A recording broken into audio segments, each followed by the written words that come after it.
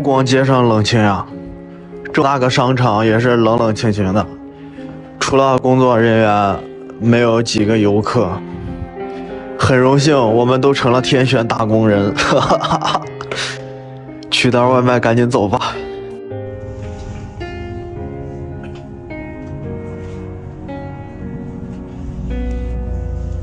喂，我看见了。我突然间发现一个可怕的问题啊！我村里一个亲戚说，村里都没人了。你说咱们中国14亿人口，这些人都去哪儿了？我甚至开始怀疑，我们国家真的有14亿人吗？如果真的有这么多人，他既不愿意在城市，也不愿意在村里，你说这人都去哪儿了呢？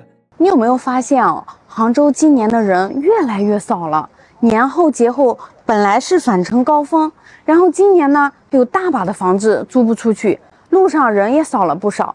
看着热门行业，像滴滴啊、外卖小哥啊，工资都少得可怜，月薪4、5千，扣掉房租水电，还能剩多少？14亿的中国人，1100万的青岛人，青岛人都去哪了呢？下午去逛了几个商场，刚刚呢又去夜市逛了一圈，夜市上也是没有人，商场里呢也是没有人，大街上见不到几个人。广场、公园里啊，除了老人啊跟小孩，一个年轻人也没有，包括工厂里边也没有多少人了，都不出门的嘛。商场里啊，老板比顾客还要多。夜市的老板告诉我说，今年以来人啊是越来越少，到处都见不到人。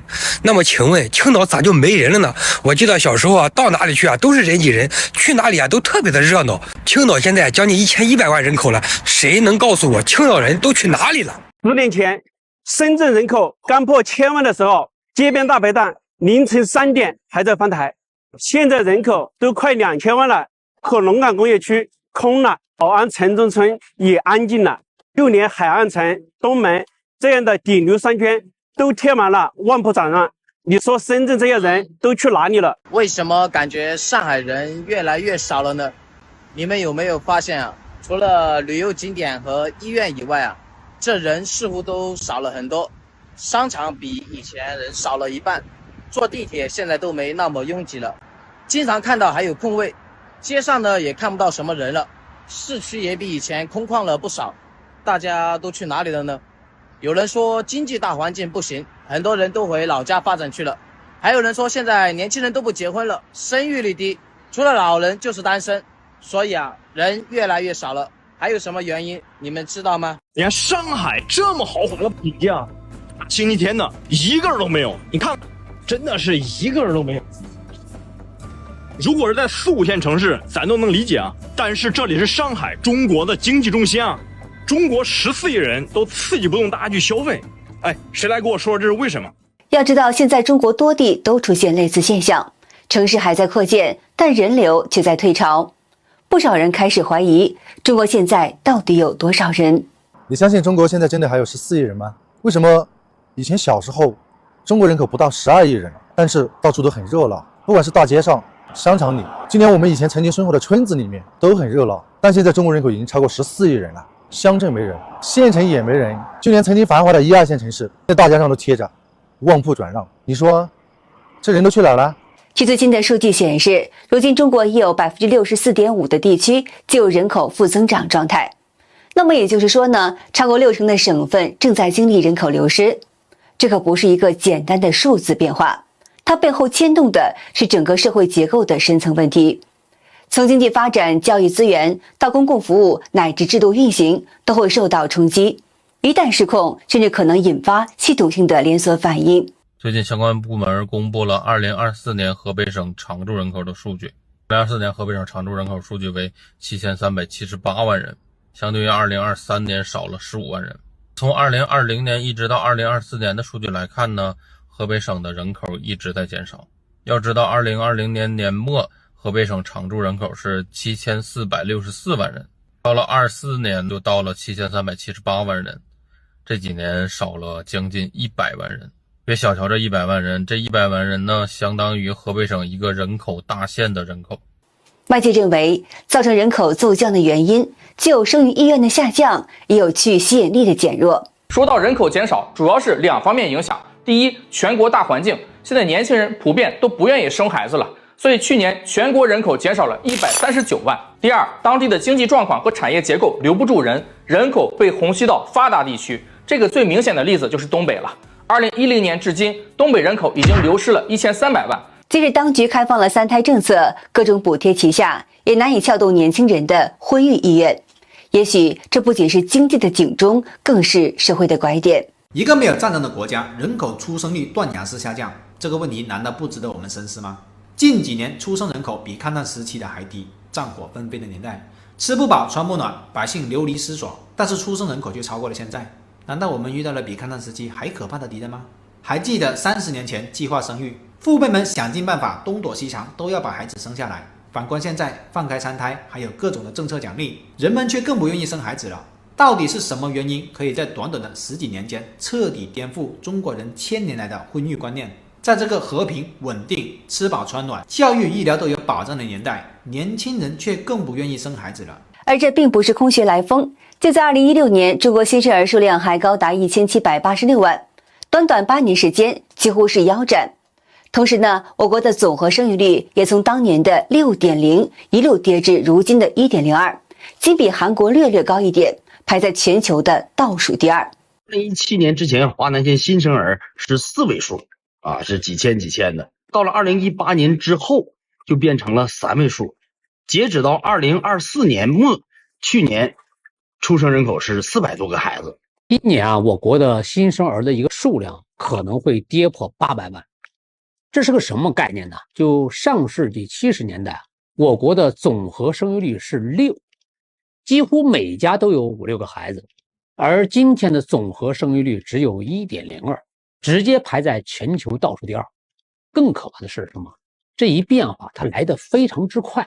2016年，就我国的新生数量还是1786万，8年的时间，这个数字直接就腰斩了一半。那更是扎心的是什么？按照这个速度，如果是下滑下去，再过10年的时间，可能1年出生的孩子还不够填满一个地级市的幼儿园。毫不客气的说哈，这不是简单的数字变化，而是一场看不见尽头的人口滑坡。这场生育的崩塌不仅是数字上的巨变，更是一场全社会都要面对的深远的冲击。那么首先受到冲击的是妇产科。过去产房床位紧张到要提前预约，连走廊都塞满了人。现在医院一天接生不到10个孩子，医生护士都闲到发慌。依据一个数据显示，今年上半年全国出生人口433万，年底估算不到800万。而我国妇幼保健机构是3082家，也就是说，平均每一天一个妇产医院接生7个孩子，能够几个医生来分担的呀？为此呢，就有一些孩子医院呢就已经停止了产科相关的业务。从2023年至今，在郑州啊、宁夏的蚌埠还有赣州这些地方，全国至少有10家医院已经宣布停止产科相关的业务。就连一些月子中心啊也好不哪去，曾经是一床难求，现在是7成亏损，2成直接关门大吉。你说生意都凉成这个样子，那剩下那1成啊，估计也在随时准备打包跑路。这股寒潮很快传导到了教育体系。今年以来，全国小学数量已经从20万所锐减至14万所，砍掉了1/3。大学面临招生荒，中学课桌空置，小学合并，幼儿园关停更是极为普遍。成都有70所幼儿园关闭了。2024年下半年到2025年4月份这期间，成都有70所幼儿园停止办园，涉及到上千人的岗位失业。其实主要还是就是我们新生儿的出生率一直在下降，供需失去了平衡。以前是不愁招生，现在公立幼儿园都在开始办托管班了。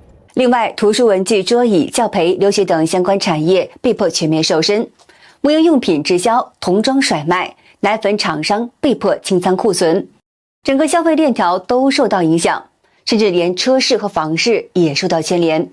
没有孩子，谁还买家用车？不结婚不成家，房子卖给谁住？这2天网上有个问题非常的火，说到底是谁加使了中国的生育率呢？5年内生育人口下降了4成，竞争人口减少了9成，人口危机呢已经到了相当严峻的地步，连官方都破天荒的站出来喊话，鼓励年轻人生育。可问题是，这个锅真的应该让年轻人来背吗？结婚少，生育率低，这不过是个表面现象。那么深层次的问题到底藏在哪儿呢？今天咱们就来撕开这层伪装，揪出背后的元凶。先别着急质问年轻人为什么不结婚、不爱生孩子。就拿2021年来说，我国结婚登记仅765万对，和2013年的1347万对相比，直接是腰斩。那么这只是冰山一角，深挖下去就会发现，教育、住房、医疗才是压得年轻人生不起娃的3座大山。再转过头看看咱们中国这些年房价一路飙升，教育的各种费用也是压得人喘不过气。多少普通人为了买套房掏空父母的积蓄，砸锅卖铁，表面上看是拥有了100万资产，可实际上呢，兜里连5000块现金都拿不出来。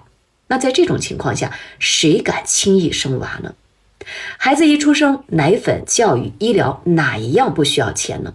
在大城市里，想让孩子上优质学校，随便报个培训班就得几千元起步。在价值100万的房子里，却没有办法给下一代提供基本的生活保障。说到底，房价和一路飙升的教育、医疗成本才是最强效的避孕药。当生养孩子付出的成本无限大，而得到的回报却无限小的时候，谁愿意当这个填不满的慈善家呢？更残酷的是，这不是个别人面临的个别现象，而是一种系统性压力，它层层挤压着普通老百姓的生存空间。外界认为人口结构的巨变最终必然压到养老系统身上，今天少生一个孩子，明天就多养几个老人。养老金收支失衡，延迟退休，医保压力骤增，这些现实的问题已经陆续登场。未来医院床位被老人占满，养老院排队入住，子女被迫打工加陪护两头跑，都会成为许多家庭不得不面对的常态。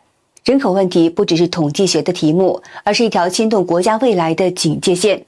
如果这一趋势持续下去，我们或许真的要面对一个没有年轻人的老龄社会。而到那时，我们失去的可能不仅是人口的红利，还有社会的活力与希望。